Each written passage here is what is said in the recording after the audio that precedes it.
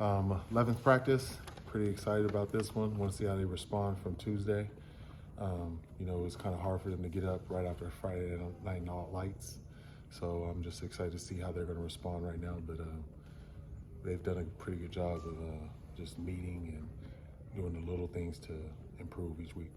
You changed our schedule. What was the thinking there with just you talking now for the rest of spring? I'm pretty sure you guys have a lot of questions for me. Okay, yeah, definitely do. So there you go. Okay. Did, the portal closed? Did anybody else go in or out on your roster since we last saw you? That's more, I'll know tomorrow. I'll be able to give you a little bit more tomorrow because the portal closes. Was it Friday? Yeah, it's midnight. Okay, yeah, because I think basketball portal is different than the football portal. Okay, it's midnight. Okay. Tomorrow. Nobody else has left though. No. Okay. And obviously, NFL draft this week. You got some guys, early round projections. Exactly. Really excited about that. Carson, Femi, Kane, Maliki, Jay. Just excited about these guys to see where they land, where their future holds.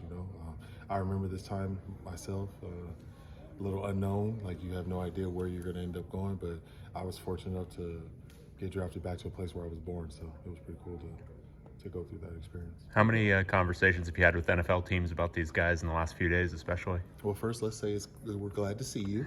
Good to see We you. haven't seen you in a while. But we're good to see you. But run that back again. How many conversations have you had with NFL teams in the last few days about these guys? That's the thing. So I'm in a place now where like a lot of people I played with or against are in positions. So I've had a few ex-teammates call me and ask about certain players and stuff. But I've talked to a lot of teams and pretty much all 32. Are you going to the draft? No, I'm not. Oh, Not good. because you were there last year, right? Yeah, I was, but we have practiced this. It was tough last time, and I remember how that was hard for me to recover. But we have 2 under 2 at the house, so it's going to be hard for me to leave. Going back to some observations from Friday, looked like you had some explosive plays. Anthony Frias had a big run, also a big catch on, I think it was a screen. I guess how much more even have things been between the offense and defense? You could tell it's just been daily, or almost periods, but they're just competing. The defense always starts out hot, comes out playing well, and the offense is something. It just takes a little bit more time to get together, and once they start clicking, you can kind of see it. But the O-line has been doing a good job the whole time, this whole spring. Running backs been doing a good job of just finding holes, and I think it was just we were able to showcase a little bit of that Friday night. So many new faces in the secondary. Who's kind of emerged there through the first 11 practices? Andre, Robert, Key in the back end, But I just like that all of these guys were able to get here in the winter. Yeah. And that was the key to being able to be where they're at, growing to where they're at now in spring ball. It would have been tough if they would just got here in the spring quarter. But the fact that they got here in winter, we're able to get some of those middle reps and some of those player-led things that they can assert their leadership on the team. It's helping them out.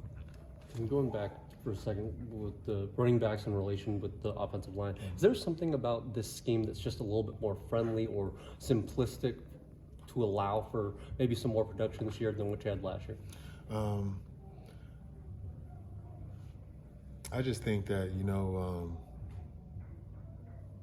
just a little bit more emphasis on it. Just, going into the spring, I just wanted to really make sure that, we win first down and are able to run the ball efficiently.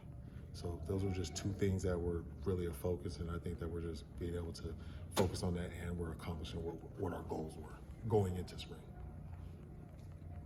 Those deep, I obviously haven't been here a little while.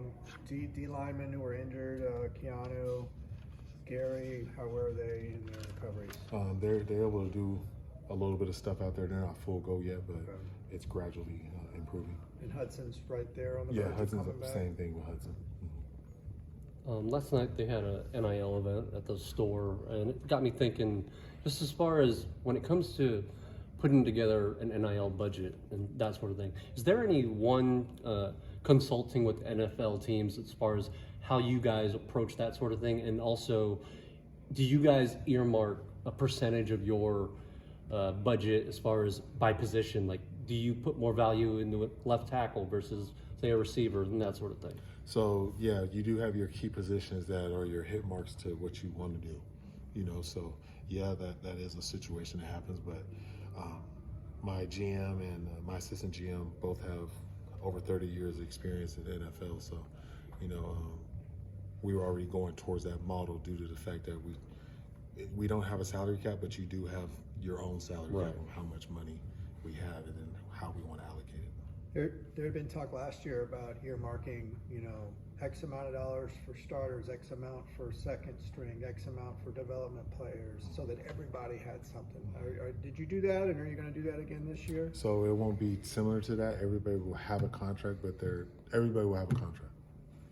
Okay. So it won't be based on starter, backup, and developmental. Mm-hmm. Okay. Does that money come from revenue share or from NIL?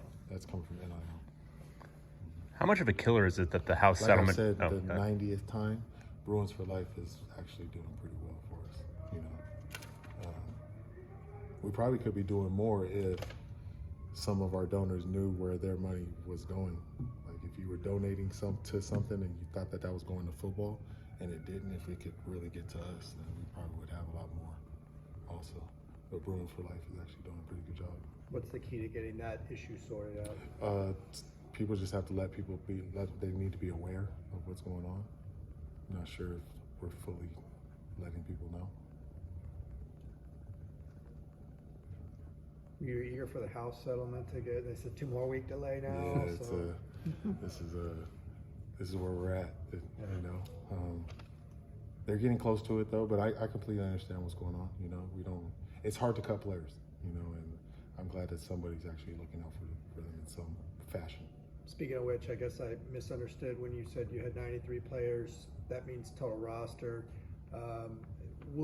Everybody here, if you can get to 105, would that be all scholarship, or would that include some walk-ons, or how would that kind of dynamic work with walk-ons?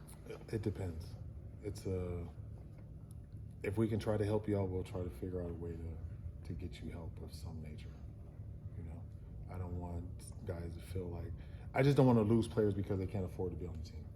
I don't want that to be the reason somebody has to leave. So we'll try to find ways to help guys out and keep them around. How many more guys are coming in over the summer?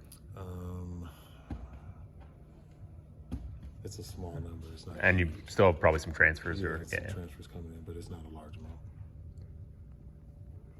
All right. Thank you. Thank you. Appreciate it.